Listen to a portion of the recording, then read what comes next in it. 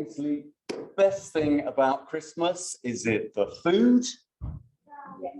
No, yes. Is it hanging out with your family? That as well, really? I'm not sure. Okay, that's very nice of you to say. Is it the decorations? No. Is it the singing? Sorry, Nilcha, no. What is it? Is it presents? And is it better to give someone a present or to get a present? Both. Sometimes it's quite a split. So hands up in favour of giving. Hands up in favour of both. Getting. Yeah, come on, let's be honest. Yeah. Anyway, so obviously no, that's true. Obviously, we all like to give and receive presents, and who do we give presents to?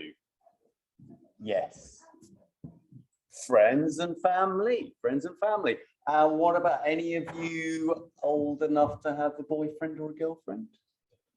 Many of the teacher. And would you ever get them a present? How about the teachers? You know, with boyfriends, girlfriends? People. Okay, even if you don't give presents to your girlfriends at primary school, other people do give presents to their girlfriends, don't they? Yes. Yes. Okay. So what I'd like to talk to you about today is why. So we think as humans that we're quite clever, don't we? We have all these kind of complex behaviours. We cook roast dinner. We can go shopping and drink coffee, and give each other presents. But actually, in the animal world, there's also a lot of reasons why animals give each other presents. And I would like to suggest to you that animals give presents to other animals for almost exactly the same reasons that we give each other presents, although they don't actually celebrate Christmas. So, what's going on in this picture? There's two chimpanzees. One's lying down, looking quite relaxed. Yes, you at the very far back.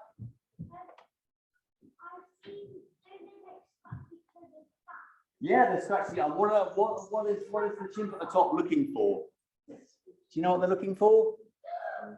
Yes. Yeah.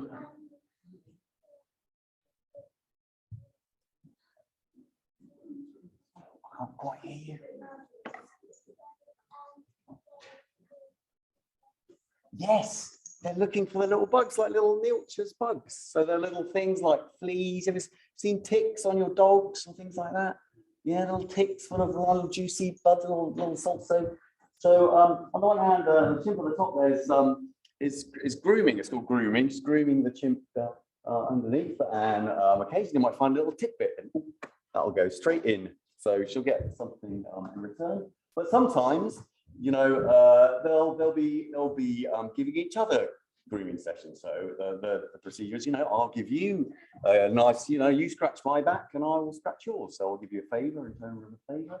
In other terms, you'll notice that this is quite a big muscular chimp down here. So one of the reasons to maybe groom this animal is to keep them happy, because it might be the chief of the pack, and they're trying to get in with the boss, if you like, and trying to make sure that you've got a safe and secure social environment. So, and people also do the same things. They give presents to their bosses, to their friends, to try and, in the hope to get maybe some favors in return, like promotion. Yes, for instance. What about this? So this is a gannet, a mum or a dad gannet, and there's a baby gannet, and the parent gannet is giving their offspring a present. What are they giving their presents? Yes. Food. Or actually, but where's the food coming from? Yes. They're sicking it up. Yes. Because the poor gannet's got to go flying off. They can travel actually maybe 250 miles in a single fishing trip. They've been swimming on, and you know. And gannets, have they got any pockets? No rucksacks? No car to put the shopping in? No. So the only place they can put the fish is in the stomach.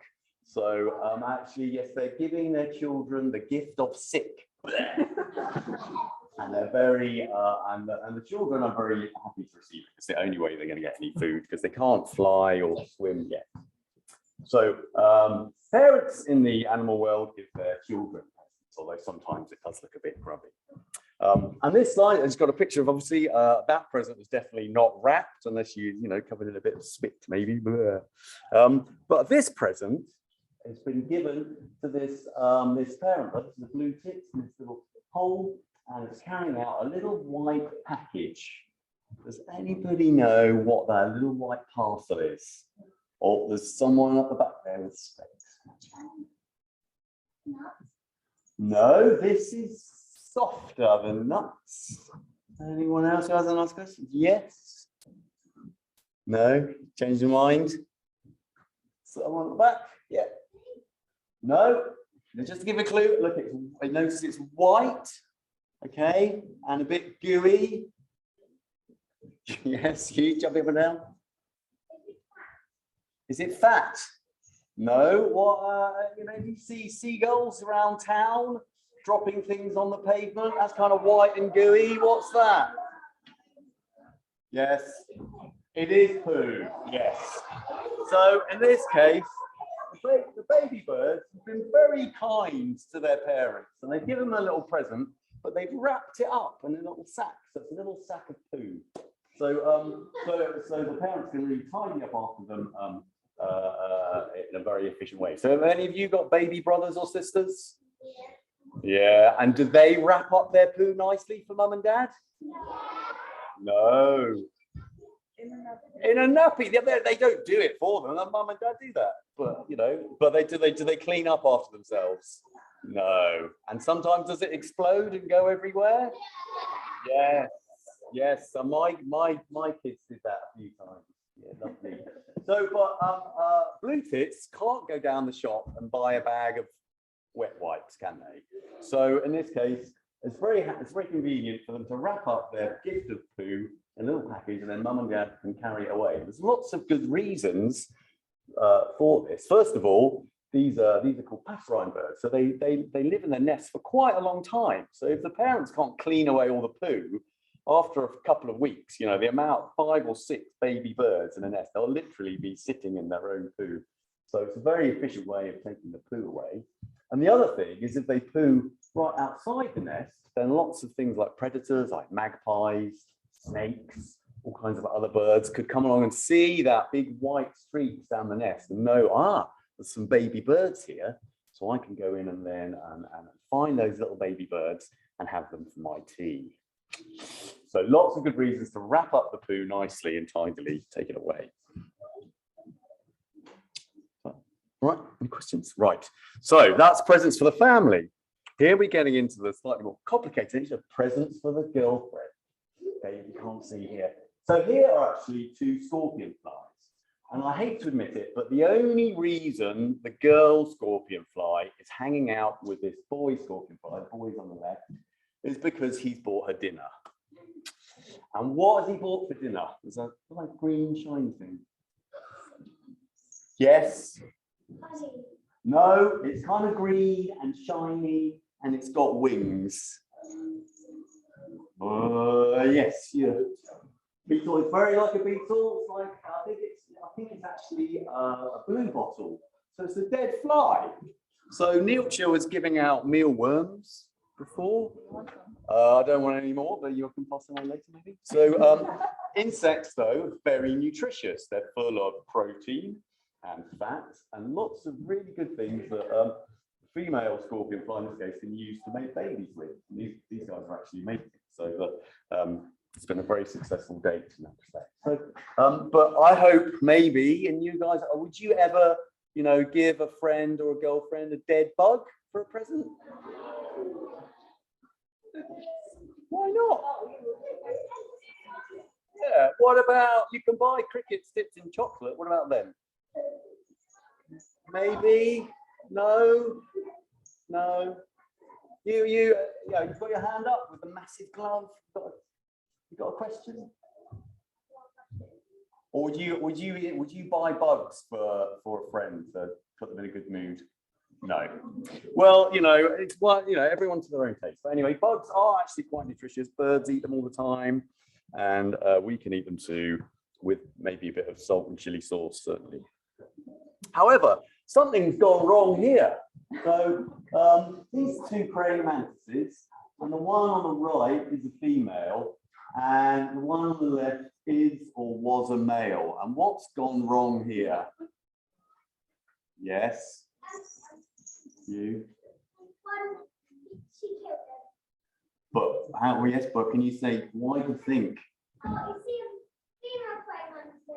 I wang. Wait. Well, I'm just this little girl.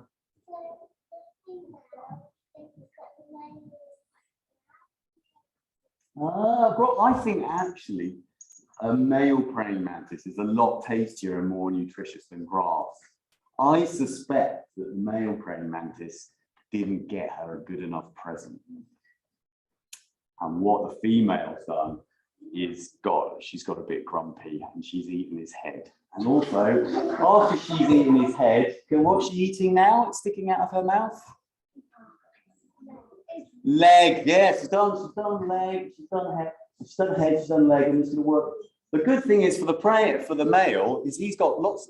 Insects are quite weird, and they have a kind of a big brain at the top, but they have lots of little brains going all the way down the body. So the male praying mantis can still move around and walk and do all kinds of other business while its head is getting eaten off. But anyway, so it just goes to show that in the world of bugs, it's really important to get the girlfriend the right present and not upset her, because bad things can happen.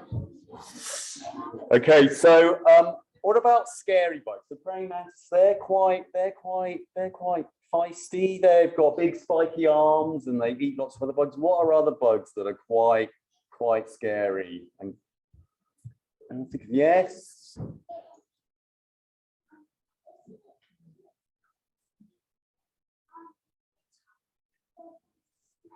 Ben, start thinking about other bugs maybe with more than 6 legs. Yes. Spiders, yes. So there's a lot of giving of presents in spiders. Spiders are very careful about that. So these are 2 red-backed spiders, and you'll notice there's a big one on the right-hand side and a little one with a long, thin body over here. So I just want to know who thinks this one is the girl spider. Hands up. Okay. Anyone who thinks this one is the girl spider? You always can think the small one is the girl spider. Actually, I'm afraid most of you are wrong. In the world of spiders, the girl is the biggest. And one of the reasons, yes, the girl is the biggest, and also the girl spiders are stronger. They need bigger bodies because they have to have lots of babies. And look, they can be quite scary. So this is a female redback.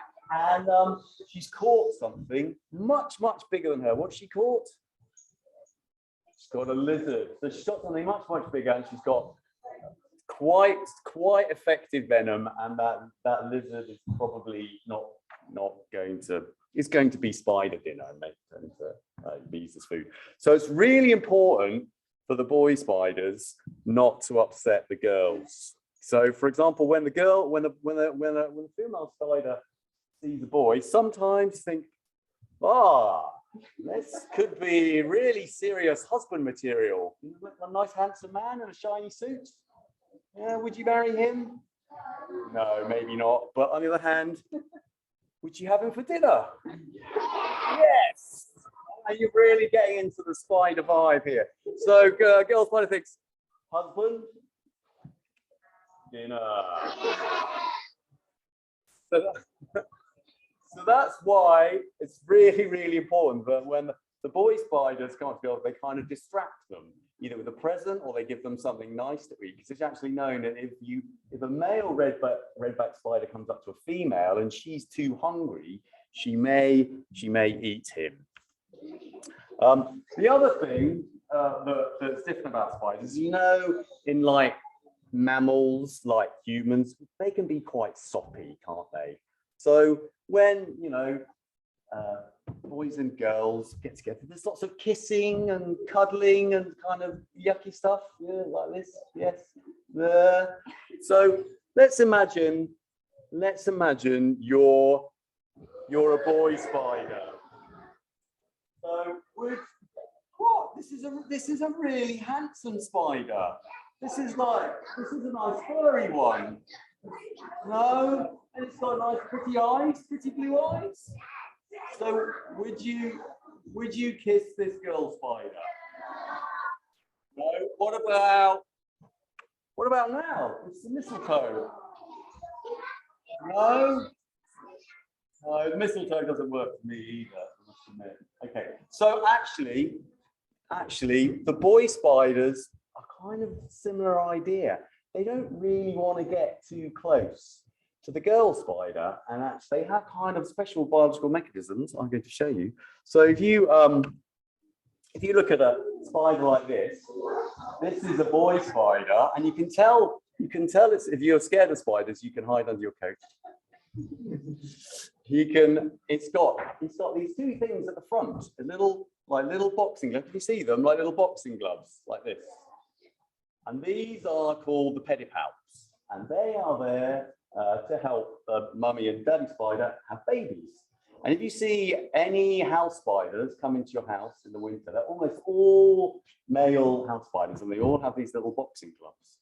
And I can show you how they work. And this is partly, I would assume that the boy spiders don't want to get too close. So in order for spiders to have babies, the boy spider has to hand over a little packet of information. In biology, we call this a spermatophore. Okay, so imagine I'm a spider and I've made myself a pedipalp. Okay, here it is. Does it look realistic? I had to bring this in on my bicycle, which is quite tricky. Have you ever seen spiders riding a bicycle? No, it's really hard. You have? Well, it's very hard. So I made myself a pedipalp. So first we have to imagine that I'm very handsome. Oh, good. And then you have to imagine I'm a very handsome spider. And then I need a volunteer girl spider who's really like to have little spider babies.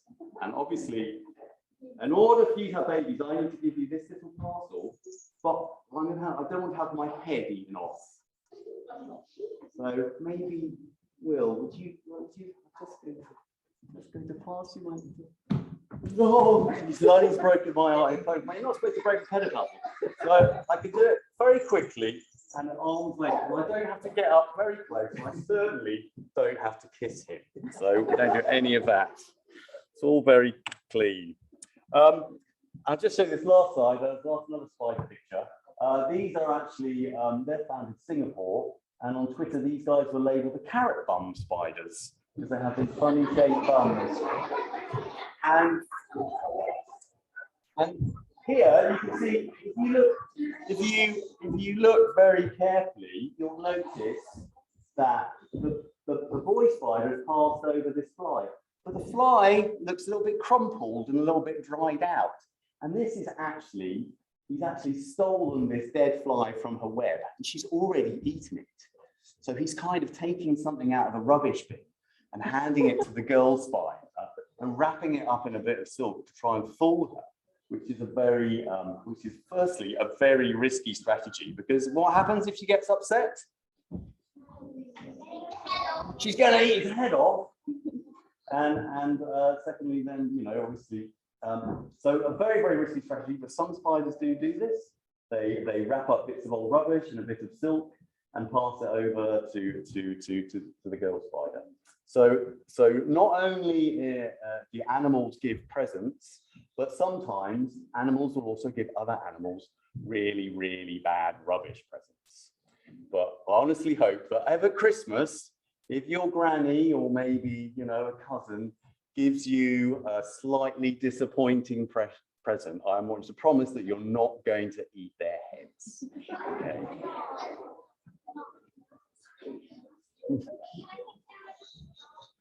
You give it, that's it from me.